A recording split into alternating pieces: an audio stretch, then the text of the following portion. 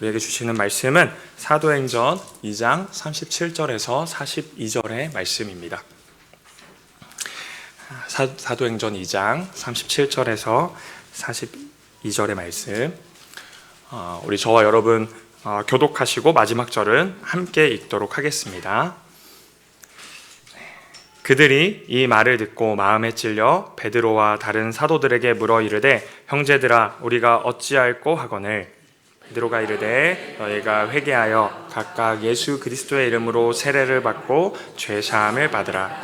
그리하면 성령의 선물을 받으리니 이 약속은 너희와 너희 자녀와 모든 먼데 사람 곧 주 우리 하나님이 얼마든지 부르시는 자들에게 하신 것이라 하고, 또 여러 말로 확증하여 권하여 이르되, 너희가 이 패역한 세대에서 구원을 받으라 하니, 그 말을 받은 사람들은 세례를 받음에 이날의 신도의 수가 3,000이나 더하더라. 그들이 사도의 가르침을 받아 서로 교제하고 떡을 떼며 오로지 기도하기를 힘쓰니라. 아멘. 오늘도 양진일 목사님께서 인식의 전환에서 출발하는 회개라는 제목으로 말씀 전해주시겠습니다.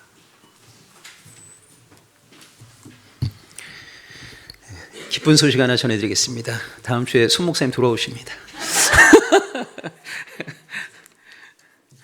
그래서 우리는 한 1년 있다 또 만나는 건가요? 네. 여러분, 저를 자주 만나기를 원하시면 우리 손 목사님에게 6개월에 한 달씩 안식월을 주시기 바랍니다. 그게 손 목사님과 교회 모두를 위하는 길입니다. 네. 농담이고요. 오늘 이제 사도행전 마지막 말씀인데, 우리 37절부터 42절의 말씀 하나씩 한번 살펴보도록 하겠습니다. 베드로가 오순절날 그 성령 강림 이후에 설교를 했거든요. 베드로의 설교를 짧게 정리해 보면, 유대인들이 오랜 세월 동안 기다렸던 메시아를 하나님께서 보내주셨는데, 유대인들이 그 메시아를 알아보지도 못했고, 알아보지 못하니까 환영도 못한 거예요. 심지어 그 메시아를 죽여버렸다는 거죠. 제가 지난주에 그런 말씀을 드렸습니다. 인류 역사 가운데 제일 황당한 일이 뭘까라고 했을 때, 어떻게 수백 년 동안 기다렸던 그 존재가 왔는데 그 존재를 못 알아봤을까? 심지어 그 존재를 죽여버렸을까? 이거 여러분 정말 좀 상상하기 어려운 일 아닙니까? 만약 여러분 드라마나 무슨 영화 같은 데서 꿈에도 그리던 어떤 연인이 있다고 한번 생각해 보세요. 그 연인을 너무 오랜 세월 동안 기다렸는데 막상 연인이 왔는데 그 연인이 누군지도 모르고 그 연인을 자기가 죽여버렸다라고 하게 되면 이것만큼 황당한 일이 어디 있겠어요. 근데 왜 유대인들이 결국 메시아가 이 땅에 오셨음에도 불구하고 그 메시아를 알아보지도 못하고 죽여버렸는가라고 했을 때, 가장 중요한 거는 메시아에 대한 인식이 잘못되어 있었기 때문에 그런 거거든요. 너무나 오랜 식민 지배의 상황 속에서 유대인들은 자기들을 정치 군사적으로 해방시켜주는 메시아를 사모한 겁니다. 그러니까 쉽게 얘기하자면 성경이 말하는 메시아가 아니라 자기 욕망이 탄생시켜낸 메시아.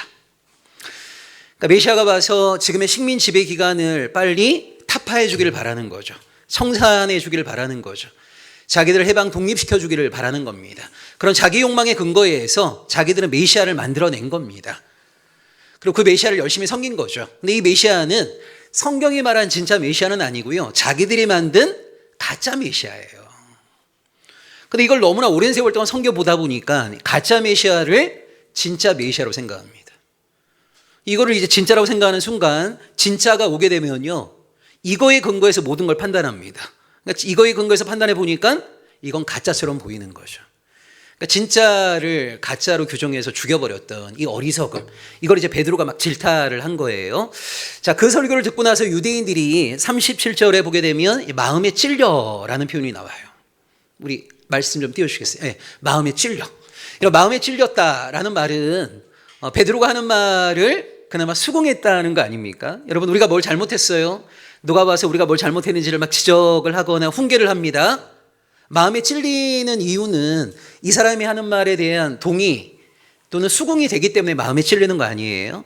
자, 그러면 마음에 찔린 다음에 사람들은 보통 어떤 반응을 보이죠? 자, 이 사람이 내가 한 잘못에 대해서 지적을 했습니다. 마음에 찔립니다. 보통 어떤 반응을 보여요? 그 다음에는? 쏘리 정도 하면 그나마 인격이 된 사람이죠. 보통은 이제 두 가지 반응을 우리가 기대해 볼 수 있는데, 마음이 찔린 다음에 정말 참회하고 뉘우치는 사람이 있는 반면에, 이런 사람은 제가 볼 때 10분의 1도 안 될 것 같아요. 대부분의 경우에는 누가 와서 내 잘못을 계속 지적하고 훈계하고 그러면 마음이 찔리긴 하죠. 근데 이 사람을 제거하면 나름대로 편안함을 누릴 것 같아갖고 이 상대방에 대해서 더 분노하거나 아니면 자기를 막 변명하면서 자기를 지켜내려고 하는 것이 사실은 일반적인 사람들의 모습이라고 할 수 있습니다. 여러분, 재미있는 표현이 그 사도행전 7장 54절로 한번 가보세요. 7장 54절에 가보시면 그 사도행전 7장이 여러분 스데반의 명설교거든요. 혹시 여러분 가운데 구약 성경을 한번 읽어는 보고 싶은데 너무 엄두가 안 난다, 분량이 너무 많아서, 그런 분을 위해서 제가 마지막으로 팁 하나 드리면, 사도행전 7장을 한 4-5번 읽으면 구약 일독한 효과가 납니다. 효과가 나는 거예요. 일독을 한 건 아닙니다. 근데 그러니까 그게 무슨 말이냐면, 사도행전 7장의 스데반의 설교가요, 구약을 너무 잘 정리해 놓은 거예요. 그래서 사도행전 7장의 스데반의 설교를 여러 번 좀 잘 읽어보시면 구약의 중요한 내용들은 다 습득이 가능합니다. 자, 스데반의 설교를 했어요. 그 설교 듣고 나서 유대인들의 반응이 54절에 나오는데, 그들이 이 말을 듣고 마음에 찔려, 똑같은 표현이 나오죠. 마음에 찔린 다음에 뭐 했습니까? 그를 향하여 이를 갈았단 말이에요. 그래서 이를 가는 것에 그치지 않고 스데반을 끄집어내갖고 돌로 쳐 죽였습니다. 그러니까 이게 어떻게 보면 일반적인 악인들의 모습이라고 할 수 있습니다. 그러니까 사실은 누가 와서 올바른 이야기를 한다, 옳은 이야기를 한다, 마음이 찔리죠. 자, 그래서 대부분의 사람들은요, 수긍하고 자기를 돌이키려고 하기보다는 자기를 어떻게든 항변하고 싶고 내 잘못을 알고 있는 그 상대방을 제거하고 싶어 해요. 이게 이제 일반적인 악인들의 모습이라고 할 수 있습니다. 여러분, 그런 의미에서 이스라엘 백성들이 다윗을 가장 위대한 왕으로 인정하는 중요한 이유 가운데 하나가, 다윗이 권력의 최정점에 있을 때 밧세바 범했잖아요. 이제 은폐하려고 우리야 죽였잖아요. 그리고 1년이 지났어요. 1년이 지난 이후에 나단이 왔습니다. 나단이 와서 다윗의 죄를 질타할 때 다윗이 어떻게 했습니까? 여러분, 다윗의 위대함은 누구랑 비교하면 이게 선명하게 드러나냐면, 다윗 이후에 등장했던 이스라엘의 왕 가운데 예언자의 훈계와 책망 앞에 무릎을 꿇은 사람이 있나요? 여러분, 대부분의 왕들이 예언자가 와서 왕의 잘못을 막 지적합니다. 왕들이 어떻게 했습니까? 때리거나 감옥에 가두거나 심지어 죽여버렸거든요. 그러니까 자기가 지고 있는 권력을 가지고 예언자 하나 제거하는 것은 식은 죽 먹기였어요. 근데 다윗은 이 사람들에 비해서 훨씬 더 강한 힘을 갖고 있었거든요. 그런데 나단이 바로 그 사람이 당신이다 라고 했을 때 다윗은 어떻게 했습니까? 무릎을 꿇었거든요. 그러니까 다윗의 위대함은 죄를 범하지 않았다, 너무너무 정결했다, 거룩했다, 여기에 있지 않습니다. 여러분, 우리 가운데 그럴 수 있는 사람은 아무도 없어요. 여러분, 신앙인과 난크리스찬의 차이가 이 사람들은 죄를 안 짓고 이 사람들은 죄를 짓는 거에 있습니까? 이 사람들은 유혹에 넘어지지 않고 이 사람들은 유혹에 넘어지는 것에 있습니까? 천만의 말씀이에요. 여러분, 누가 됐건 간에 여러분이 생각할 때 그 사람이 이런 생각을 갖는 것 자체가 여러분 잘못된 겁니다. 누구든 예외 없이 넘어질 수 있는 거예요. 누구든 예외 없이 유혹에 흔들릴 수 있는 겁니다. 그러니까 제가 볼 때 사람이 넘어졌다는 것 자체에 여러분 너무 놀라시면 안 돼요. 어떻게 그분이? 아니요. 그게 인간이에요. 근데 신앙인과 난크리스천들의 중요한 차이는요, 죄를 범했냐 안 범했냐, 넘어졌냐 안 넘어졌냐, 여기에 있는 것이 아니라 넘어진 이후의 반응. 거기에 신앙인의 차별성이 있어야 되는 거죠. 여러분, 다윗의 위대함은 죄를 범하지 않았다는 것에 있는 것이 아니라 하나님께서 회개의 기회를 허락하실 때 그 회개의 기회를 붙잡았다는 것에 있는 거예요. 이게 여러분 정말 쉽지 않습니다. 마음에 찔린 다음에 내가 잘못했지, 이렇게 살면 안 되는데 나 때문에 누군가가 상처를 입었겠네, 이런 마음을 먹는 거는 정말 신앙인다운 모습인 거죠. 근데 대부분의 사람들은 마음에 찔려하긴 하지만 어떻게든 자기를 지켜내려고 하고 자기의 치부를 알고 있는 누군가를 제거하기만 하면 나의 평안이 유지되기라도 한 것처럼 상대방을 도리어 막 타도하려고 한단 말이에요. 이건 굉장히 위험한 자세이다.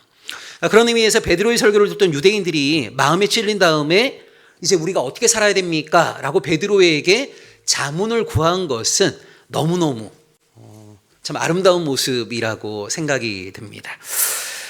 자, 우리가 어떻게 살아야 됩니까? 라고 질문했던 사람들에게 베드로는요, 38절과 40절에서 세 가지를 이야기합니다. 첫째는 회개하십시오. 두 번째는 세례를 받으십시오. 그리고 40절에 보게 되면 패역한 세대에서 구원을 받으십시오. 자, 요 세 가지를 이야기한 거예요.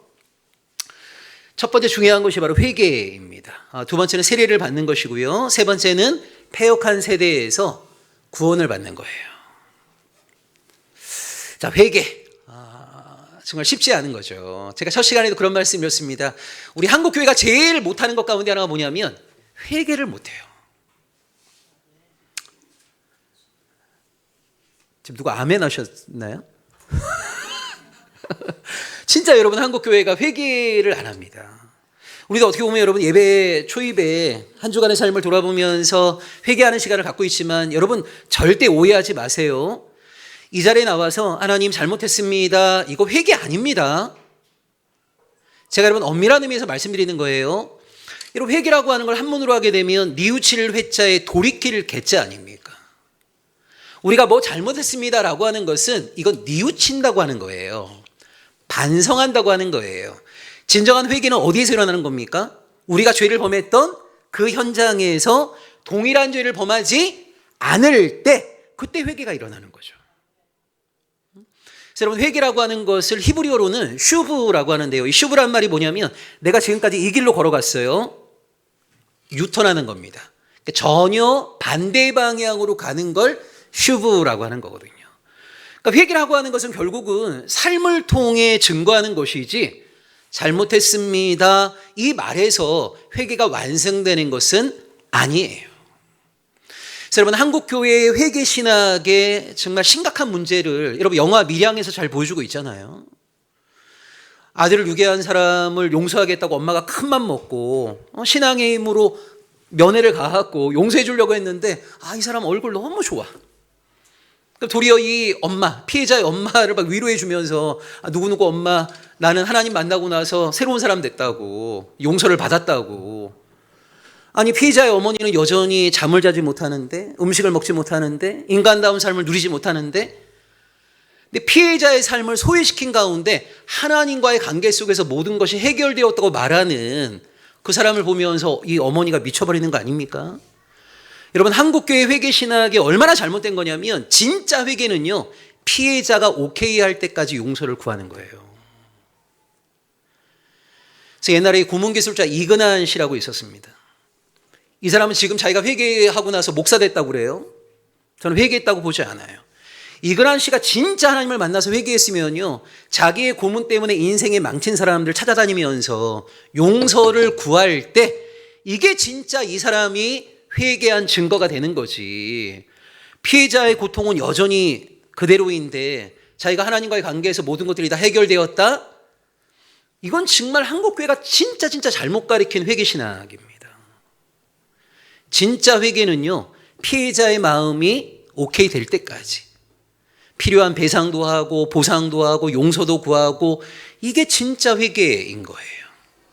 그래서 이 히브리어로는 회개가 슈브라는 단어이고 헬라어로는 메타노이아입니다. 메타, 바꾼다는 겁니다. 노이아라는 말은 인식, 관점 이런 말이에요. 여러분 회개는요 인식을 바꾸는 것에서 관점을 바꾸는 것에서 출발하는 겁니다. 자, 우리 한국의 기독교인들이 왜 회개가 잘 안 일어나냐면 인식이 안 바뀌어서 그래요. 관점이 안 바뀝니다. 교회를 20년, 30년 다니면 뭐합니까? 세상 사람들과 똑같은 가치관 갖고 있는데요. 세상 사람들과 똑같은 물질관 가지고 있는데요. 인식이 안 바뀌어요. 하나님의 말씀으로. 제가 아는 분 가운데 우리나라 최고의 그 명문대학을 나오신 분이 있어요. 미국에서 제일 좋은 대학에서 박사학위도 받으신 분이에요. 정말 좋은 분이에요. 근데 이분은 사람을 볼 때 제일 궁금한 게 뭐냐면 어디 대학 나왔냐. 그러니까 본인이 물어보실 때도 있고 저를 통해서 물어보실 때도 있어요. 쟤 어디 대학 나왔어? 이렇게. 그래서 제가 몇 번 계속 그러시길래 한 번은 뭐라고 한 적이 있어요. 아니 지금 그 사람의 존재, 그 사람의 모습이 중요한 거지. 그 사람이 어디 대학 나왔는 게 뭐 그렇게 중요하냐고. 근데 이 학벌 중심적인 사고가 잘 안 바뀌어요. 정말 좋은 분인데. 여러분 이게 뭐냐면요, 우리가 세상의 지배를 여전히 받고 있는 거거든요. 이 대한민국의 가장 강력한 우상은 여러분 학벌입니다. 그래서 부모들이 아이 태어나게 되면 어렸을 때부터 사교육의 재단에 모든 자녀들을 제물로 바치고 있는 거 아니에요? 제가 볼 때 여러분 대한민국의 교육이라고 하는 게 이게 무슨 교육입니까? 20살 된 아이가 밥도 할 줄 모르고 지방 청소도 할 줄 모르고, 이게 무슨 교육이에요 이게. 제가 몇 년 전에 그 덴마크 교육 보면서 정말 깜짝 놀란 게요, 여러분 덴마크라는 나라에서 의대를 갈 때 제일 중요하게 보는 게 뭐냐면 어렸을 때부터 장애인 친구가 몇 명 있는가. 정말 인식이 다르지 않아요?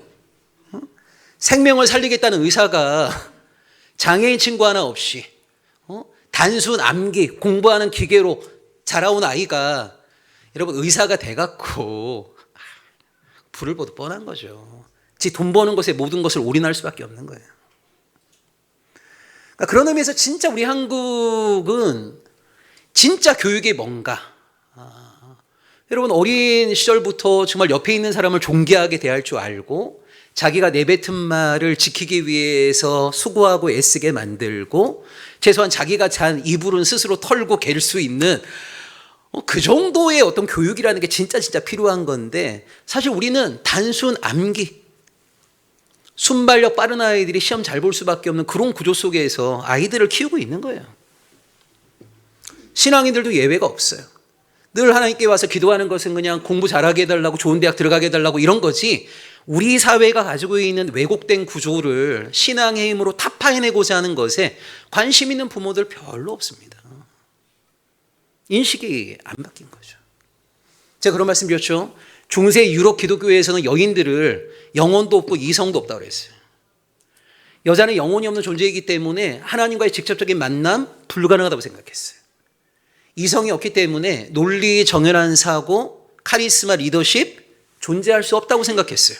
근데 어떤 여성이 있는데 너무 논리 정연한 사고, 말도 조리 있게 잘하고 카리스마도 있고 리더십도 있으면 여성은 이럴 수 없는데 이런 여성이 있어요. 이 여성은 뭐가 되는 겁니까? 마녀가 되는 거죠. 중세 유럽 사회에서 최소 20만, 최대 100만 명의 여인이 이렇게 마녀로 죽임당했잖아요. 이런 불과 200년 전까지 스페인에 마녀 재판이 있었습니다. 이 땅에 기독교 복음이 처음 들어왔던 19세기 말, 여러분 조선 사회가 얼마나 가부장적인 사회였습니까?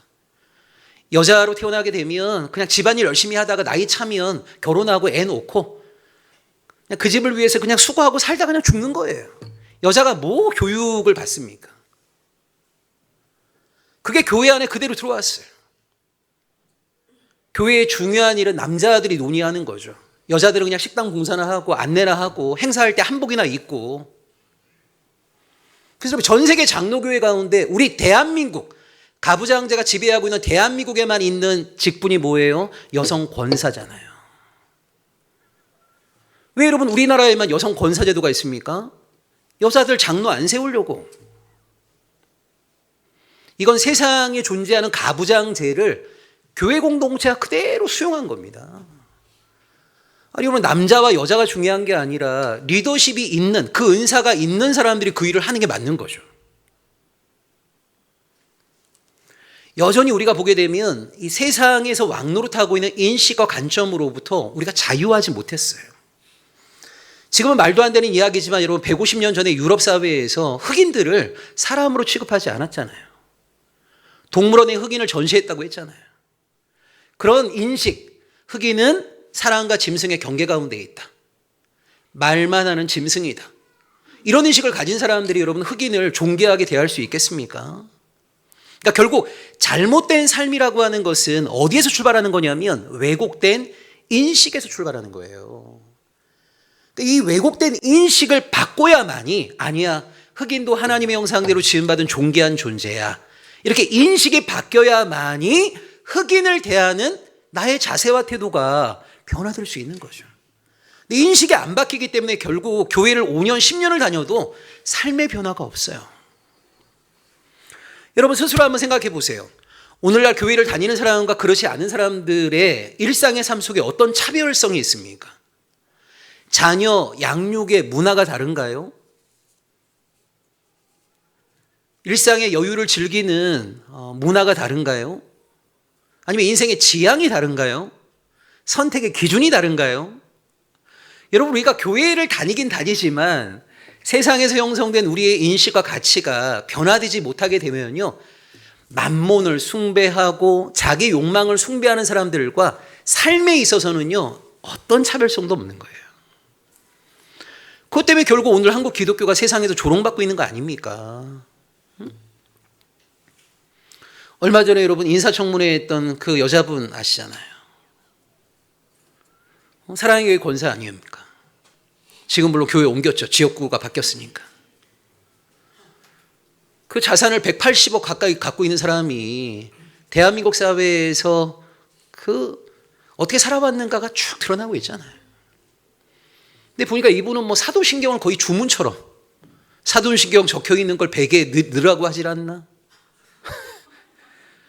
제정신이 아니에요, 제정신이.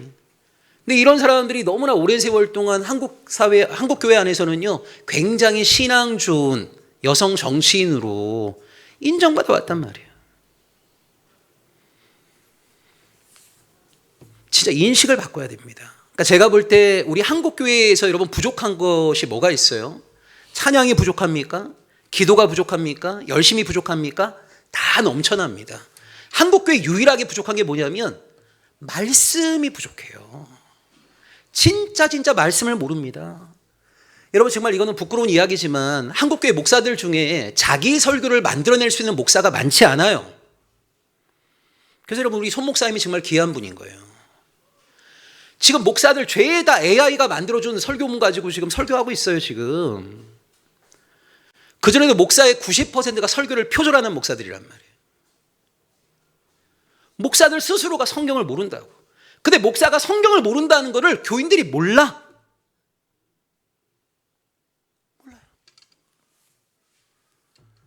이게 얼마나 문제예요. 여러분 이런 가운데에서 어느 교회에서 하나님의 참된 말씀을 듣겠어요? 뭘 알아야 제대로 판단을 하죠. 그러니까 정말 여러분 우리가 심각합니다. 그래서 정말 우리도 모르는 사이에 세상에서 다양한 형태로 우리 머릿속에 들어와 있는 것들이 굉장히 많거든요. 그게 정말 하나님의 말씀의 근거에서도 우리가 계속 간직할 수 있는 것인지 끊임없이 돌아봐야죠. 그래서 하나님의 뜻과 세상에서 형성된 가치가 충돌이 일어난다, 다르다라고 하게 되면 이걸 과감하게 내어 던지고 하나님의 말씀으로 우리의 인식을 새롭게 재무장해야 하죠. 거기에서 새로운 삶이 탄생하는 걸 뭐라고 하는 거냐면 회개라고 하는 겁니다. 회개. 여러분 한국교회 초기에 양반하고 천민이 같은 곳에 앉아서 예배를 드리고 같이 식사를 하는 거는요, 그 당시 기준으로 엄청난 혁명적인 사건이었어요. 여러분 한번 생각해 보세요. 조선사회에서 천민들, 뭐 백정이나 가파치 이런 사람들이 인간 취급 받았습니까? 인간 취급 받지 못했던 그 사람들을 양반이 형제님이라고 불렀잖아요. 함께 식사를 했잖아요. 그게 가능했던 이유가 뭐냐면 인식이 바뀌어서 그런 거거든요. 조선사회가 갖고 있었던 신분제의 근거에 보면 얘네들은 인간도 아닌 거예요. 내가 함부로 해도 되는 존재였던 거예요. 근데 말씀을 배워보니까 이들은 내가 함부로 할 수 있는 존재가 아니에요. 이들 안에도 하나님의 형상이 있다는 걸 깨닫게 된 거고, 그때부터 이 사람들을 존귀하게 대하는 삶의 변화가 일어나게 된 거거든요. 어쨌든 여러분 이 회개라고 하는 것은 인식의 전환에서 출발한다라고 하는 거, 그리고 인식의 전환이 제대로 일어나기 위해서라도 하나님의 말씀을 신실하게 섭취하는 것이 너무너무 중요합니다. 근데 안타깝게도 최근의 설문에 따르면 한국 교인들 가운데 64%가 일주일 내내 성경 한 구절도 안 읽어요.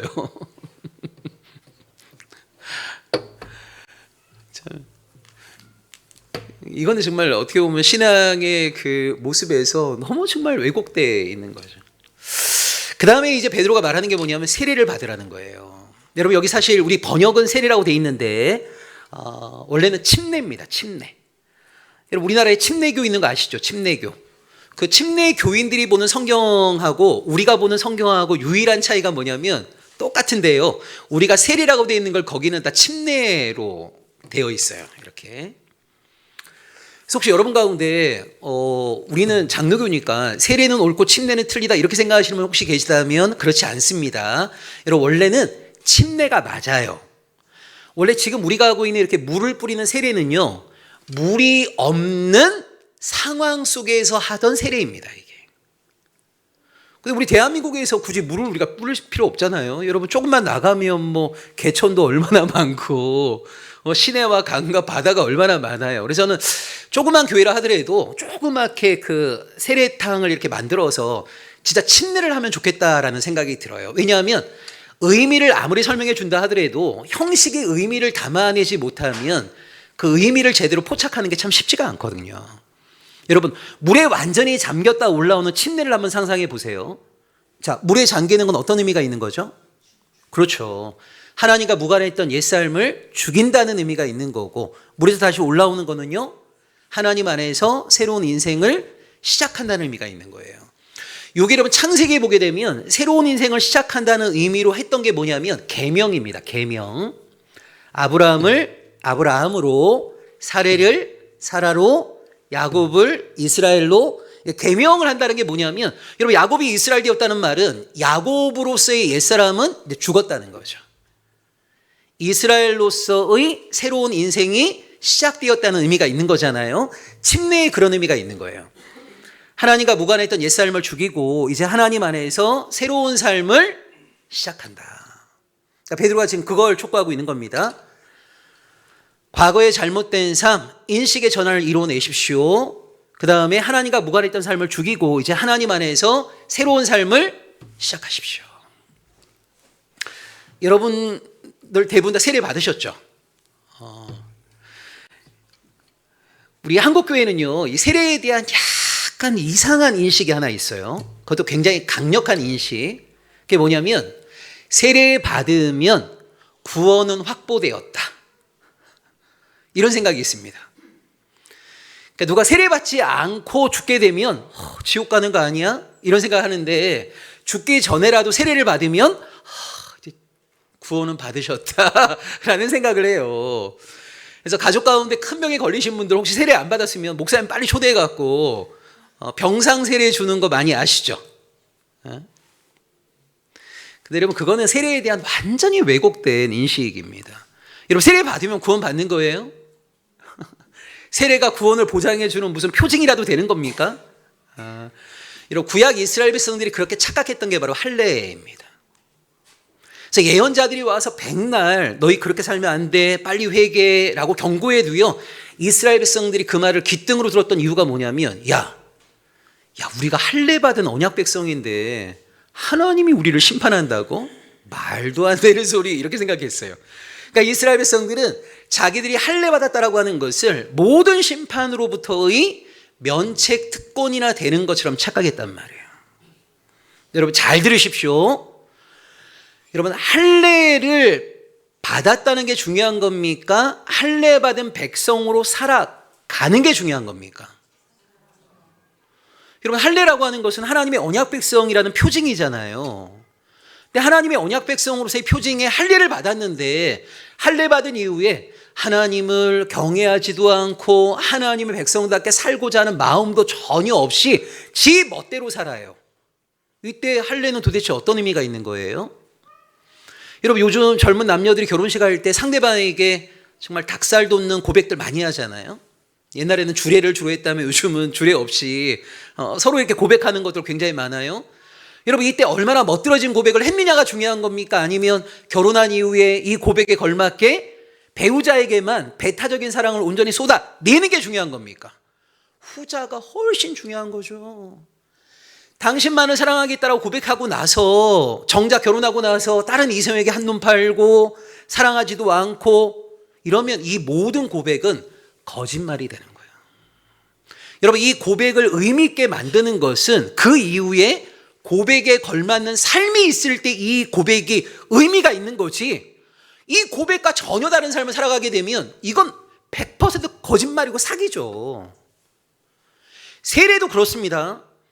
하나님과 무관한 옛삶을 죽이고 이제 하나님 안에 새로운 인생을 살겠습니다 다짐하고 결단하고 세례받는 거예요. 여러분, 세례를 받았다는 게 중요합니까? 세례받은 이후에 이 고백에 걸맞게 하나님과 동행하는 삶을 신실하게 살아내기 위해서 애를 쓰는 게 중요한 겁니까? 후자가 훨씬 중요한 거죠. 후자가 없이 세례받았다? 근데 세례받고 나서 하나님 전혀 경외도 안 해? 하나님께 순종하고자 하는 마음도 없어? 이러면 여러분, 이 세례 때 했던 모든 다짐과 결단은요, 거짓말에 불과한 거예요. 세례를 받았다는 게 절대 중요하지 않습니다. 혹시 여러분 가운데서라도 한 명이라도 나는 세례 받았으니까 최소한 지옥은 안 가겠지? 이런 식의 생각하지 마세요. 세례는 구원을 보장해 주는 어떤 행위 아니에요. 절대 그렇지 않습니다. 세례받은 이후의 삶이 훨씬 중요한 겁니다. 자, 그 다음에 이제 베드로가 얘기하는 것이 바로 40절에 패역한 세대에서 구원을 받는 거예요.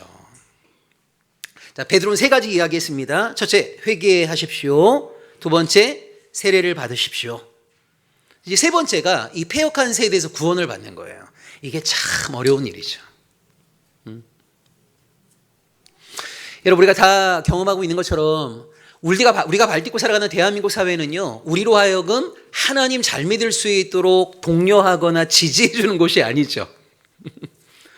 여러분, 우리가 인생을 살다 보면 주변에 한순간에 우리 신앙을 흔들거리게 만들거나 넘어뜨리게 만드는 지레시가 곳곳에 있습니다만, 이걸 이제 베드로의 표현대로 하자면 패역한 세상이라고 하는 거죠. 패역한 세대.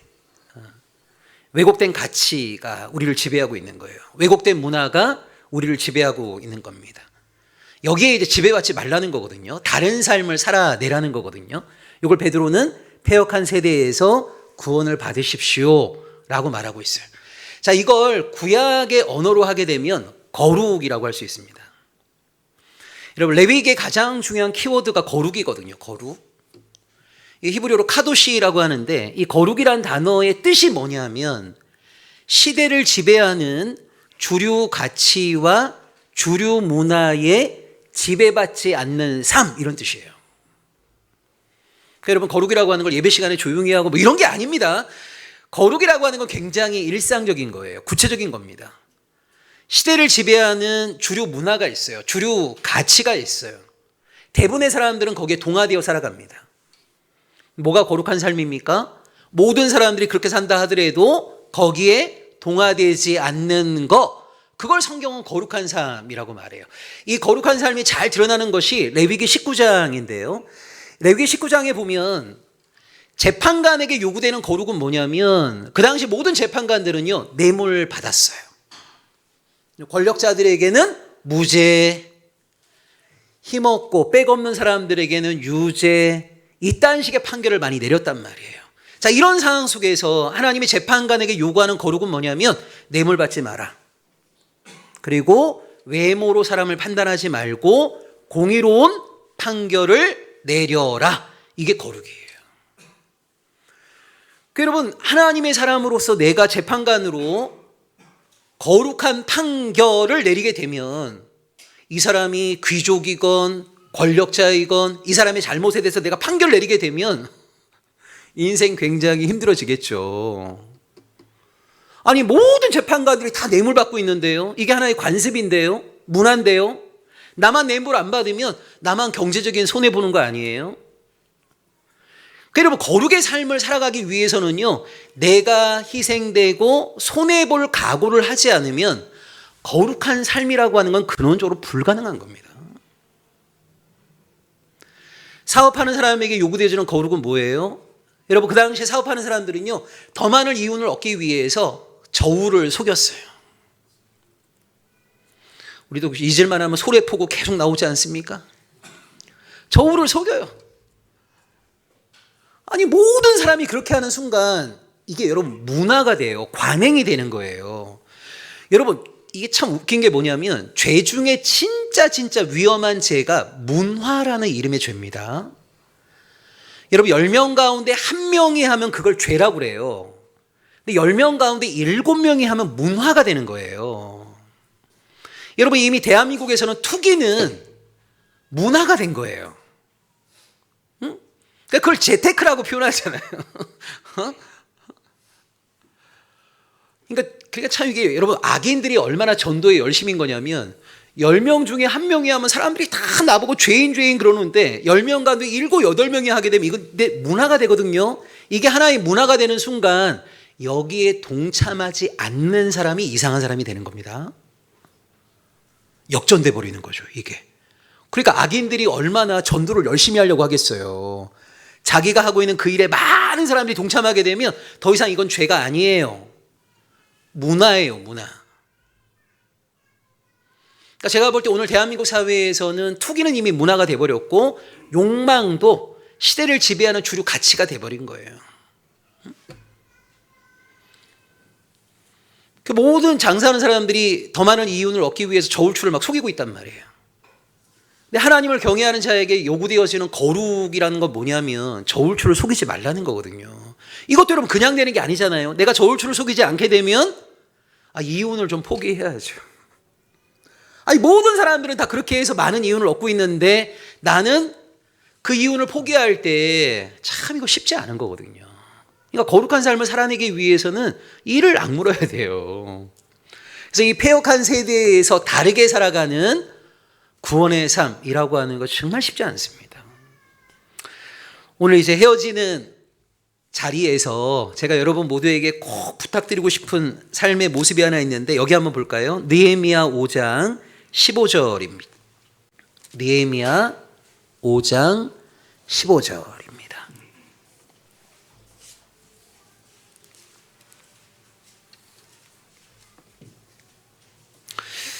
여러분 아시다시피 느헤미야는 12년 동안 그 유대 땅의 총독으로 왔던 사람이거든요.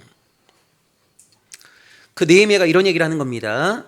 느헤미야 5장 15절입니다. 나보다 먼저 있었던 총독들은 백성에게서 양식과 포도주와 또 은 40세겔을 그들에게서 빼앗았고 또한 그들의 종자들도 백성을 압제하였으나 나는 하나님을 경외함으로 이같이 행하지 아니하고 이렇게 얘기해요.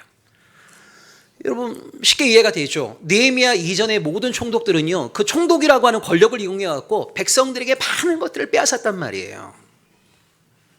심지어 총독의 종들조차도 사람들에게 뭔가를 빼앗았어요. 근데 느헤미야가 뭐라고 얘기합니까? 자기는 그렇게 하지 않았다는 거예요. 이유가 어디 있어요? 자기는 하나님을 경외함으로. 전 이것이 자녀를 갖고 있는 모든 부모가 물려줘야 될 저는 유언이라고 봐요. 여러분 자녀에게 무슨 많은 재산, 결혼할 때 집 한 채씩은 줘야 되잖아. 제발. 그런 것보다 세상의 모든 사람들이 그렇게 살았지만 엄마 아빠는 하나님을 경외함으로 그렇게 하지 않았다라고 하는 이야기 하나. 저는 이것이 정말 중요한 유산이라는 생각이 들거든요. 여러분 이러기가 정말 쉽지 않습니다. 근데 이게 어떻게 보면 신앙인이 드러내야 될 결기인 거죠. 결기. 그 시대를 지배하고 있는 어떤 주류 가치가 있어요. 거기에 쉽게 편입되어 동화되어 살아가는 것이 아니라 다르게 살아감. 이건 여러분 조금 다른 이야기인데요. 여러분 창세기를 이렇게 읽어보시게 되면 창세기에서 발견되는 중요한 특징이 하나 있어요.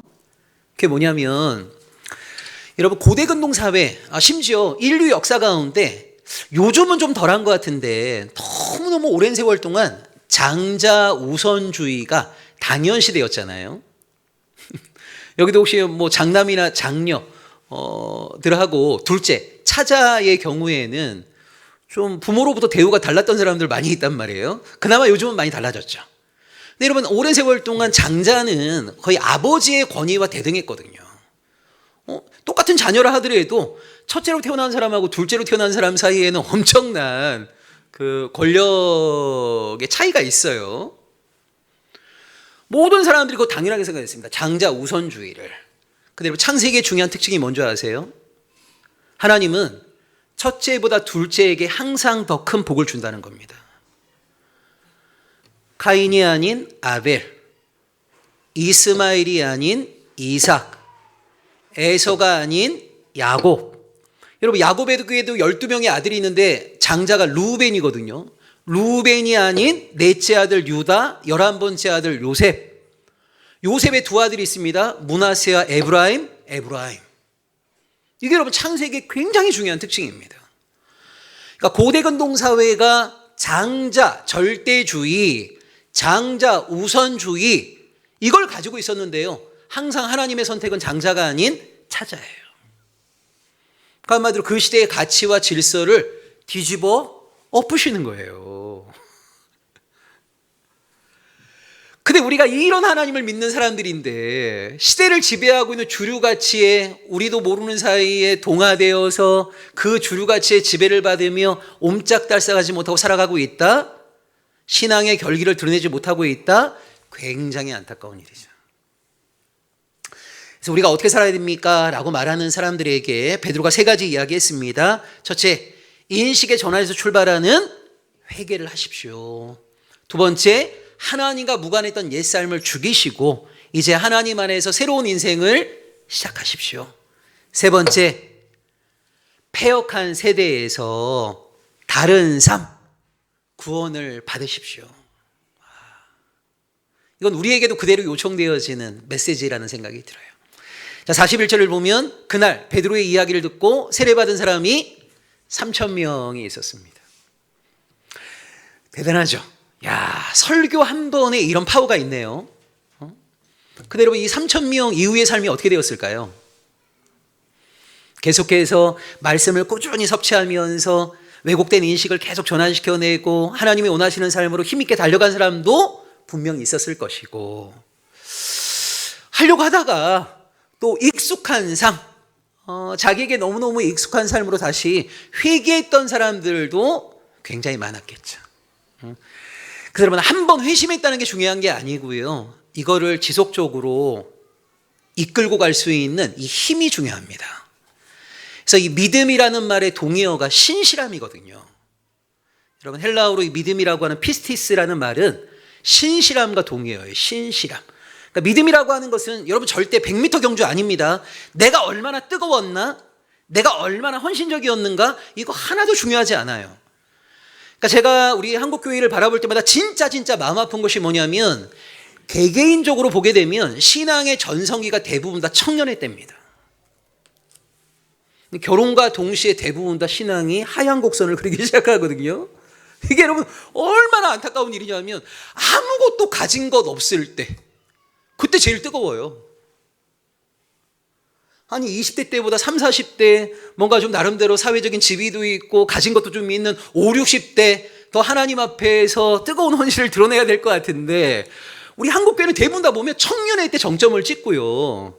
그 다음부터는 쭉 계속해서 하나님 부르실 때까지 하얀 곡선 그리다 갑니다. 이게 얼마나 안타까운 일이에요. 그런 의미에서 믿음이 신실함이라고 하는 거 여러분 꼭 기억하셔야 돼요. 장거리 경주입니다. 장거리 경주. 42절을 보면 이 밥상 공동체의 모습을 보게 됩니다. 여러분 하나님께서 우리를 당신의 자녀 부르셨을 때 하나님이 허락하시는 가장 큰 은혜가 뭐냐면요, 우리를 홀로 내버려 두지 않으신다는 거거든요. 그러니까 딱 자녀 부르시고 나서 우리에게 허락하시는 최초의 은혜가 뭐냐면 믿음의 사람들을 만나게 하는 겁니다. 그래서 여러분 교회 공동체 식구들이 정말 중요한 거예요. 아까도 제가 말씀드린 것처럼 우리 가운데 그 누구도 자신의 삶에 대해서 장담할 수 없어요. 여러분 지금은 굉장히 단단해 보이는 신앙인이라 하더라도요, 인생의 여러 가지 어떤 사건 속에서 흔들흔들 신앙의 위기 또는 진부함을 우리 모두가 다 경험하게 될 거예요. 여러분 심지어 목사도 그럴 수 있습니다. 그때 누가 도와야 되는 겁니까? 함께하는 사람들이 도와야 되는 거죠. 누군가 쓰러졌을 때 손을 내밀어 줄 수 있는, 내가 쓰러졌을 때 누군가가 손을 내밀어 줄 수 있는 그런 관계 안으로 하나님께서 우리를 초대해 주신 거거든요. 그러니까 내가 하나님의 구원을 받았다, 내가 하나님의 백성이 되었다는 가장 중요한 증거가 뭐냐면 믿음의 지체들과 신앙의 공동체를 함께 일구고 있다는 겁니다. 그 옆에 있는 지체들이 얼마나 소중한 사람들입니까? 초대교회가 여러분 힘이 있었던 이유는요, 예수가 아니었다면 아무 상관이 없었을 사람들이 예수 때문에 함께 만나게 되었고 한 가족됨. 이 한 가족됨을 이룬 가장 확실한 증거가 뭐냐면 공동의 식사를 한 거잖아요. 여러분 요즘이야 뭐 이렇게 밥을 먹는 게 특별한 일이 아니지만 여러분 고대 사회에서 주인이란 사람하고 노예인 사람이 같이 밥을 먹을 수 있습니까? 불가능한 거예요. 근데 같이 밥을 먹는다는 건 뭐냐면 이 사람을 내 친구와 가족으로 받아들이다는 거잖아요. 우리나라 말에서도 여러분 식구라고 하는 게 뭐예요? 같이 밥을 먹는다는 거 아닙니까? 그래서 잘 들으세요. 예배의 완성은 식사입니다. 여러분 예배만 드리고 공동의 식사를 하지 않냐고 가시는 분들 그거 굉장히 불완전한 예배인 거예요. 진짜 예배의 완성은 뭐냐면 공동의 식사를 통한 성도의 교제. 이게 너무너무 중요한 거예요. 그래서 여러분 함께 꼭 그 애찬을 누리는 그 시간을 정말 소중히 여기셔야 되고, 특별히 그런 애찬을 또 준비하기 위해서 애를 쓰시는 분들 고마운 마음 가지고 하나님께서 만나게 해주신 이 관계를 어떻게 더 한 가족됨을 더 튼튼하게 할 수 있을 것인가, 그런 성도의 교제를 아름답게 나누시면서 하나님이 기대하시는 아름다운 신앙의 길을 여러분 힘있게 더 걸어가실 수 있기를 주의 이름으로 축원합니다. 기도하겠습니다. 우리가 어떻게 해야 됩니까? 물었던 사람들에게 베드로가 세 가지를 이야기했던 것을 함께 살펴보았습니다. 하나님, 우리에게도 오늘 필요한 것이 이 세 가지임을 고백합니다. 우리의 인식을 전환시켜 주시고 하나님과 무관했던 삶을 철저하게 죽이고 하나님 안에서 새로운 인생을 더욱더 힘있게 걸어가게 하시고, 무엇보다 패역한 세대에서 구원을 얻을 수 있는, 차별화된 삶을 살 수 있는, 하나님을 경외함으로 이렇게 살았다 말할 수 있는 아름다운 믿음의 삶을 우리에게 허락하여 주옵소서. 하나님, 이 신앙의 길에 우리를 홀로 내버려 두지 아니하시고 믿음의 지체들을 만나게 해주심에 감사를 드립니다. 하나님이 만나게 하신 하나님의 은총이 오니 이 은총을 더욱더 값지고 귀하게 잘 붙잡겠습니다.